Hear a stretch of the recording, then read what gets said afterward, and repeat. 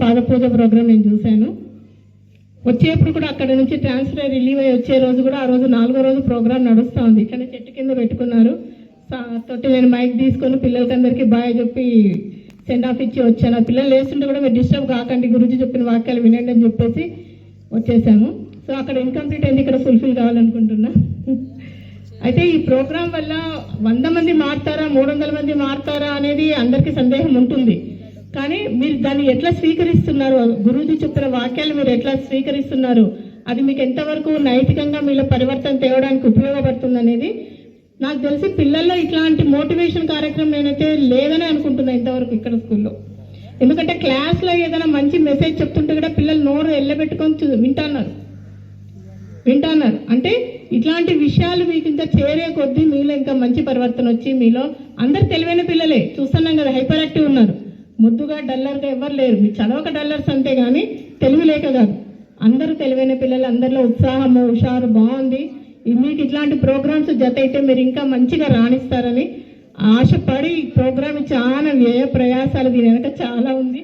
అవన్నీ తట్టుకొని మీరు ఇంకా మంచిగా చేసుకుంటారని మేము ఈ ప్రోగ్రామ్ మీ ముందుకు సార్ వాళ్ళ ద్వారా వస్తూ ఉంది. కాబట్టి మీరు దీన్ని బాగా యూజ్ చేసుకొని యోగా నేర్పిస్తారు. చక్కగా యోగా నేర్చుకోండి. మీ పేరెంట్స్ పట్ల ఎట్లా రెస్పెక్ట్ ఇవ్వాలి, మీ పేరెంట్స్కి ఎట్లా గౌరవించాలనేది నేర్పిస్తారు. గురువుల పట్ల ఎట్లా బాధ్యతగా ఉండాలి, వాళ్ళ పట్ల ఎట్లా మనం ప్రవర్తించాలని ఇట్లాంటి విషయాలన్నీ చాలా చెప్తారు గురూజీ గారు. మీరు డిసిప్లిన్ పాటించడం ఒక్కటే ఉంది. ఈ 3 రోజుల ప్రోగ్రామ్ మీకు ఎంత యూజ్ అవుతుందో మీకు లైఫ్లో ఇప్పుడు 10-15 ఏళ్ళు అంతే, పిల్లలకి అంతకంటే ఎక్కువ లేదు.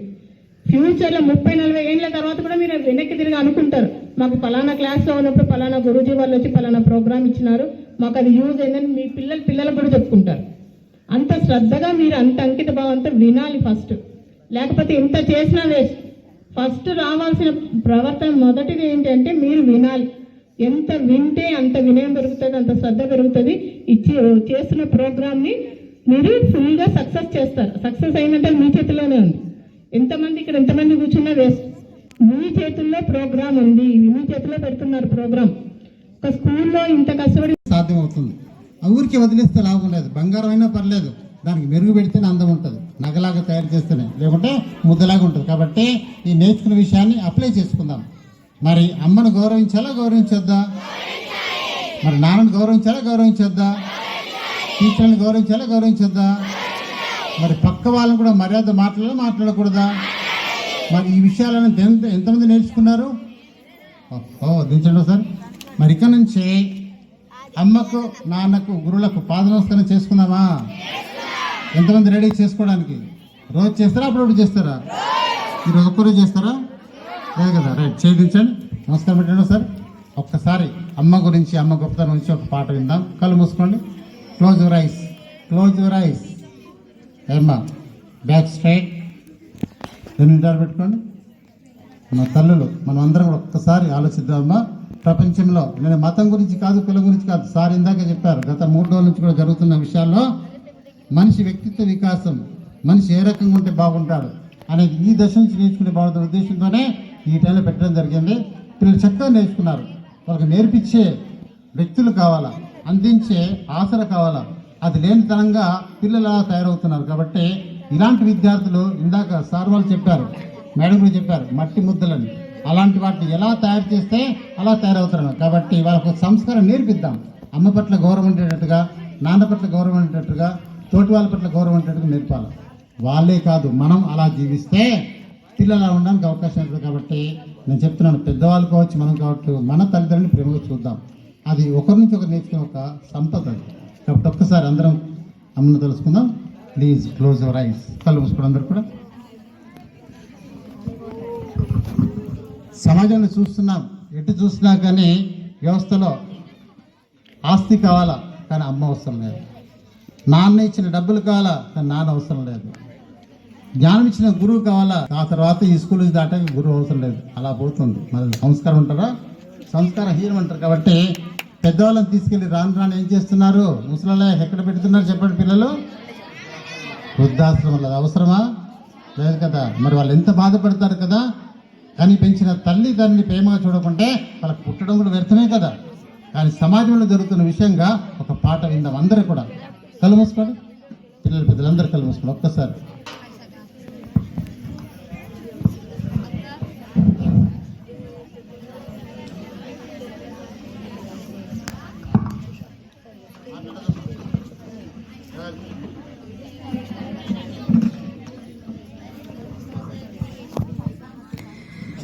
ముసలిని బాధలిన్నరా మా కడుపు కోతగా దగన్నరా. ముసలల్ల ఈ బాధలిన్నరా మా కడుపు కోతగా దగన్నరా. ఓ కొడుకులారా మా బిడ్డలారా, ఓ కొడుకులారా మా బిడ్డలారా. కూడు వెట్టని కొడుకు మోడేరా, కూడు వెట్టని కొడుకు మోడేరా, మాకు ఎన్నాళ్ళున్న తోడు కాడేదా. ముసలొల్ల ఈ బాధలిన్నరా మా కడుపు కోతగా దగన్నరా. ముసలొల్ల ఈ బాధలిన్నరా మా కడుపు కోతగా దగన్నరా. మీ మలమూత్రాలను ఎత్తి పోసినం, సంకదించకుండెత్తుకొని పెంచినం. మీరు ఏడిస్తే మాకేడు పొచ్చరా, మా ఒడినే ఉయ్యాల చేస్తిమి, మా రక్తమంతా దారా పోస్తిమి.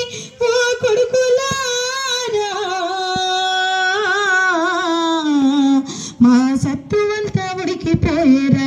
ఓ బిడ్డలారా ముసలొల్ల ఈ బాధలిన్నరా మా కడుపు కోతగా దగన్నరా. ముసలొల్ల ఈ బాధలిన్నరా మా కడుపు కోతగా దగన్నరా. మిమ్ము బుడిబుడి అడుగులతో నడిపినం, మా కన్నా మిమ్మెత్తు పెంచినం. ఉన్న సారడు చెలక అమ్మినం, మీకు చదువుల సంపదగా ఇచ్చినం. ఉన్న ఆస్తిని ఉడిసి పెట్టినం. ఓ కొడుకులారా ఉన్న ఆస్తిని ఊడ్చి పెట్టినం. ఓ కొడుకులారా ఉత్త చేతుల మేము మిగిలినం మా బిడ్డలారా. ముసలొల్ల ఈ బాధలిన్నరా మా కడుపు కోతగా దగన్నరా. ముసలొల్ల ఈ బాధలిన్నరా మా కడుపు కోతగా దగన్నరా. మీరు రోగాల బారిన పడితేరా మా మెడల పుస్తెలమ్మి పెట్టినం. రోగాల బారిన పడితేరా మా మెడల పుస్తెలమ్మి పెట్టినం. తిరగరాని గుళ్ళు తిరిగినం, అయ్యో కనబడ్డరా ఎల్ల మొక్కినం. తిరగరాని గుళ్ళు తిరిగినం, మేము కనబడ్డరా ఎల్ల మొక్కినం. మాకు జ్వరం వస్తే మా తెర ఇచ్చే దిక్కు లేదు బిడ్డలారా. మాకు జ్వరం వస్తే మా తెర ఇచ్చే దిక్కు లేదు బిడ్డలారా. మాకు సావెప్పుడొస్తుందని ఎదురు చూస్తీరా కొడుకులారా. ముసలొల్ల ఈ బాధలిన్నరా మా కడుపు కోతగా దగన్నరా. ముసలొల్ల ఈ బాధలిన్నరా మా కడుపు కోతగా దగన్నరా. మీరు రోగాల నొప్పులతో మొలిగితే, మేము రోగాల నొప్పులతో మొలిగితే మమ్మ ఎట్లున్నావని అడగారైతీరి. ఒకరికొకరు పోటీ పడితీరి, మమ్మ వదిలేసి మీ దారి పోతీరి. మేము రోగాల నొప్పులతో మొలిగితే మమ్మ ఎట్లున్నారని అడగారైతీరి. ఒకరికొకరు పోటీ పడితీరి, మమ్మ వదిలేసి మీ దారి పోతీరి. సచ్చినంక మా దిన కర్మలు చేసి కొడుకులారా. మేము సచ్చినంక మా దిన కర్మలు చేసి బిడ్డలారా.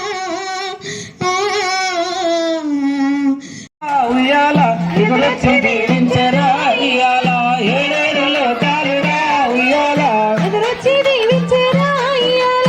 అమ్మను మించిన దైవమే లేదని భక్తితో కన తల్లి పాద పూజలు చేసి చేస్తే పూల వర్షం కురిసేరా ఉయ్యాల పాద పూజలు చేసిరో ఉయ్యాల పూల వర్షం కురిసేరా ఉయ్యాల పాద పూజలు చేసిరో ఉయ్యాల ఏడేడు లోకాలురా ఉయ్యాల ఎదురొచ్చి దీవించేరా ఉయ్యాల ఏడేడు లోకాలురా ఉయ్యాల వీచేటి గాలి ఊసులే అడిగింది ఎగిరేటి ఆ పక్షి తొంగి చూస్తున్నారు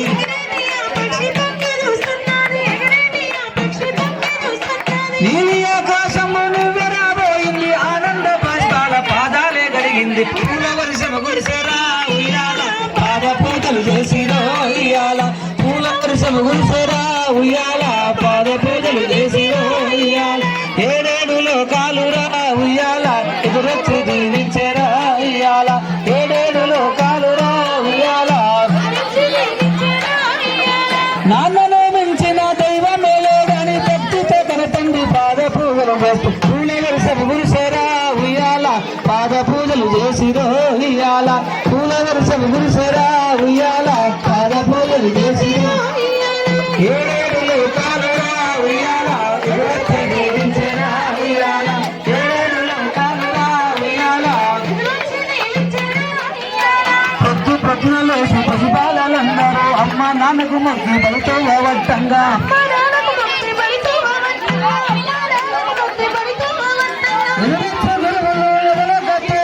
చల్లగా నూరెళ్ళు జీవించమన్నారు పూల వర్షము కురిసేరా ఉయ్యాల పాద పూజలు చేసిరో ఉయ్యాల పూల వర్షము కురిసేరా ఉయ్యాల పాద పూజలు చేసిరో ఉయ్యాల గురువులా మించిన దైవమే లేదని భక్తితో గురుపాద పూజలే చేయంగా పూల వర్షము కురిసేరా ఉయ్యాల పాద పూజలు చేసిరో ఉయ్యాల పూల వర్షము కురిసేరా ఉయ్యాల పాద పూజలు చేసిరో ఉయ్యాల అమ్మను మించిన దైవమే లేదని భక్తితో తల్లి పాద పిల్లలు పుట్టక మొదలు భగవంతుని వేడుకుంటుందట, దేవుడా ఒక చక్కటి సంతానాన్ని కలిగచేయి, ఆడబిడ్డ కావచ్చు మగబిడ్డ కావచ్చు అని వేడుకుంటుందట.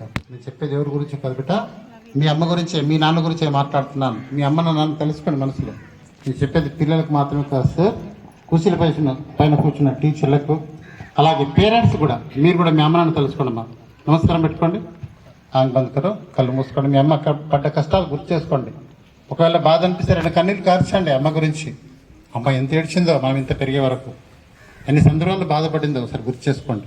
Please close your eyes. నవమాసాలు మోసిన నా తల్లి నిజంగా మనం పుట్టక మొదలే మన పైన ప్రేమ పెంచుకుంది. నాకు ఒక కొడుకు పుట్టాలా, నాకు ఒక బిడ్డ పుట్టాలని ఎన్ని దేవులకు మొక్కిందో.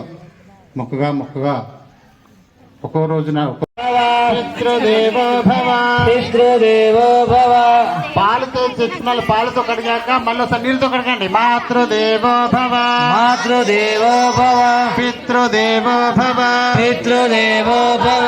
ఆచార్య దేవో భవ,